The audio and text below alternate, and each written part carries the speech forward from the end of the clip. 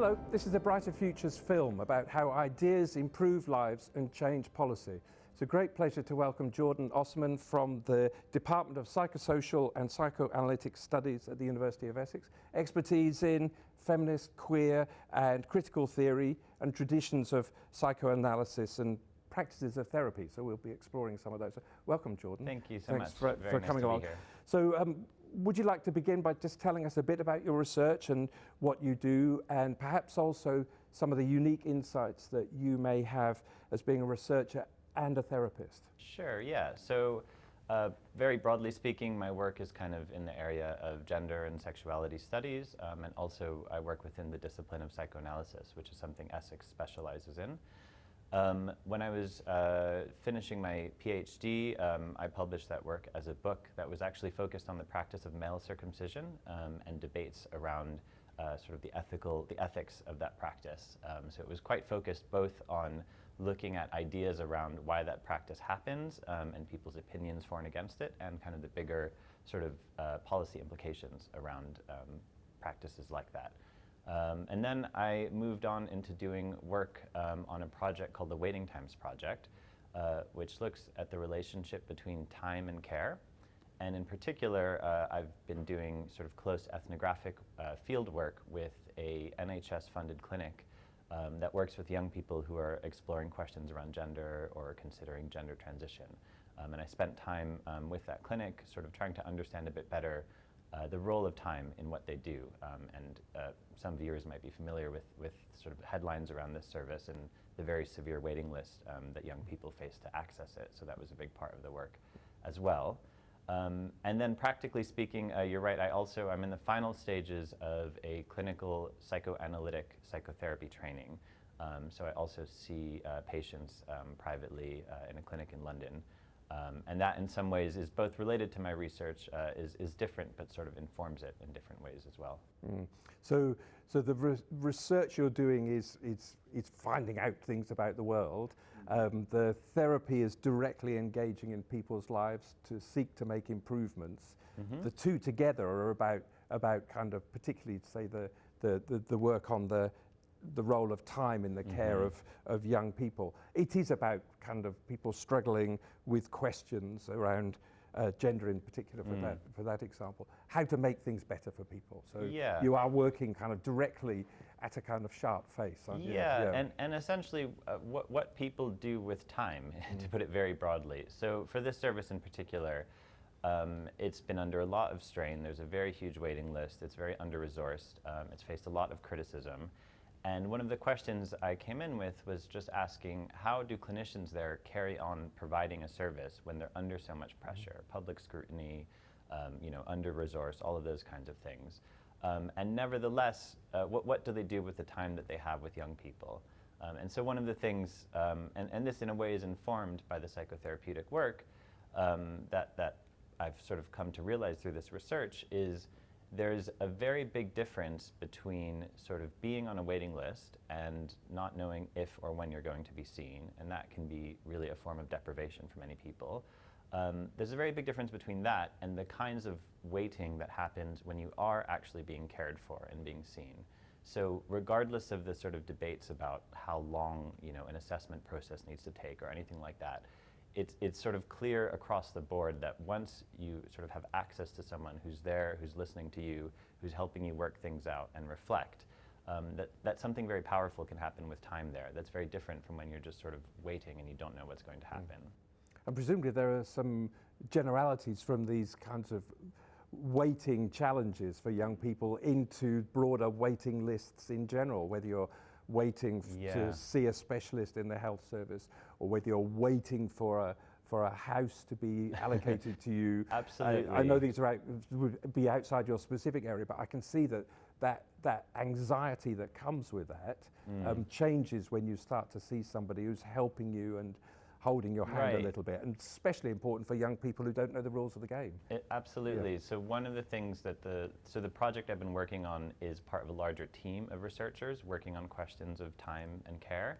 And one of the things that we've found is reports of people who, for example, are waiting to be seen at A&E report that they get much more stressed and feel that the time is much longer when they have no idea where they are on the list or if anyone is there who's going to see them. But even someone who's waiting for the same length of time, if they're seen by someone who says, oh, just so you know, we've got a few emergency cases before you, but we haven't forgotten you, we're going to see you, that can make a tremendous difference. And I think it's important to clarify that none of us on that project intend to make any apologies for very unacceptable waiting lists. Absolutely, that's something that needs to be dealt with. But nevertheless, there are still ways to deal with waiting as it happens that can be much more helpful for people. And so we're all interested in these kind of questions of public engagement. So part of that is realizing the lived experience of people that you're working with. So is this where some of your ethnographic research also helps kind of understand how people's lives are playing out for them? As we said, back again, especially for young people who don't know the rules of the game and feel that they may be running out of time before they kind of move to another stage of things. You can see how these things conflate and become difficult. But you're trying to understand people's lived experience, and that has direct policy implications, doesn't it? It does, yeah. I think that's the real value of ethnographic work, is it can bring to light in very granular detail experiences that otherwise might get lost in more kind of statistical work. And actually, I might say, in some ways, this also does connect to the therapeutic work, because one of the things that the discipline of psychoanalysis is really all about that makes it a bit different from other therapeutic approaches is it's a practice that takes time. It's one that really values in-depth exploration of the real sort of breadth and depth of a person's life experience, with the idea being that, you know, while there's a place for short-term approaches, there can be something really valuable about actually taking the time to get to the root cause of what's causing people suffering. Yeah. And is there a kind of a modern, it could be a malaise, but a kind of way of seeing the world that where we increasingly expect to have kind of rather immediate answers to really complex problems? And you've described taking time so that people are able to kind of work through complex issues of identity, sexuality, understanding your place in the world, how you relate to others. I mean, these are kind of big questions with no simple answers, but a process can help you understand yourself and the world. There's definitely, you know, a popular idea that we live in this sort of fast-paced attention economy in which people don't feel that they have the time to sit down and really reflect and think upon things. And in a way, that's partly what the research project I've been working on is trying to sort of challenge or rethink, is what might be the value of taking time. I mean, I think it's important to clarify when it comes to the work around gender, it's not necessarily to take a position on people's right to access medicine or something like that. It's sort of putting that to one side and saying, regardless of the medical choices that a person might need to make, there is a value in simply having a moment or having some extra time to really look at things with someone else who's there to care for you, who's there to help you explore in a supportive way. So there are kind of questions of choice and guidance in this supportive environment that you're seeking to create. I mean, that's the research itself is partly that, isn't it? I mean, you're not just taking information away, you're using it directly to help people. But it is about kind of choices, it seems to me, that open up rather than close down. I mean, part of what the work I've been doing specifically with this clinic has involved is actually sometimes less focused on the service users or patient groups and actually more on helping the clinicians to understand what might be valuable about the work that they do.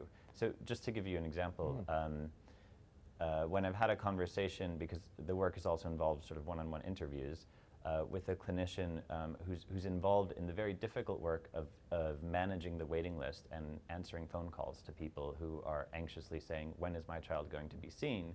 What emerged in that sort of conversation with her was her own realization of the value of being able to write a letter to a service user simply to say, you know, here you are on the waiting list, this is your number, we know you're going to be seen, and here's some resources you might be able to access while you're waiting. And again, it's not to make an apology for the waiting list, because obviously that needs to be addressed, but it is to help people who are dealing with that, you know, sort of in the trenches, as it were, realize that in some ways they are going on kind of being able to care in some way, even when they're in very difficult circumstances, and helping them kind of see where those moments of care actually happen. Well, that's quite an interesting pivot, because then you're also saying this is not this is not just, as it were, about the people who are called patients or those who are coming to the service in some way, but it's also about the people who work in the services, who are under pressure themselves, who are underpaid, who are in kind of conflicts over pay, for example, many are, and can't do much about that on a day-to-day basis. But you're trying to provide helpful solutions for them to engage with their patients in ways that makes their lives less anxious to engage, and stressful. absolutely, engage with their patients, engage with their workplace, have a better understanding of how they're actually dealing with time, and in ways that can be surprising to them when they start to realize sort of the value of their work in ways that might have been otherwise invisible. And this actually came out quite strongly. A number of them were quite upset with changes in the service and the way that was dealt with sort of over their heads. And they wrote a public letter articulating all of the ways that they felt they were underappreciated. And it was very interesting to see. I'm not saying this came out of my research, but it was useful information for the research, how once the service was under threat, the clinicians there began to articulate all of the work that they did that they might not even have realized they were doing. And so that's sort of part of what my research is trying to bring out, is look at all of the caring that actually does happen under these very difficult circumstances that doesn't normally get recognized. Well, could we go back a little bit to how you have these roles as researcher and also therapist? So the researching, including the ethnographic work, would be probably finding out lots from lots of different patients, as well as kind of service providers, doctors and nurses and others. But then also dealing in the therapeutic context with individuals over a longer period of time, but fewer, because you haven't got unlimited time yourself. Sure, yeah. Well, I mean, the thing that links those two things for me the most is really to do with listening, actually. The kinds of skills that are involved in a therapeutic training about how to listen carefully, how to pay attention to things that might not have been said but might be sort of weighing over a conversation, how to sort of listen against the grain in some ways. Those are skills that I think any researcher who does field-based work can really benefit from. And so that's sort of, for me, the kinds of listening skills that I employ in my therapeutic work, I also do end up using in sort of ethnographic observation and that kind of thing. Very interesting. Well, if you were to go back or up a couple of steps about thinking about policy and key recommendations, there might be it might not be national policy, as it were, it might be policy of institutions, clinics or hospitals or others. What sorts of things would come to mind, perhaps if you're thinking particularly about young people, because that's kind of where some of that expertise has come from that particular project? What sorts of things are at the kind of front of your mind that should be changed? Well, one of the key things that we've found in this research is that time is experienced very differently for different people, and that especially applies to age. So for a young person, 1 year can feel like agony, whereas for someone my age or your age, that might not feel like that long of an amount of time. So really being sensitive to the different ways that people experience time, and then on top of age, if you add someone who's really struggling with,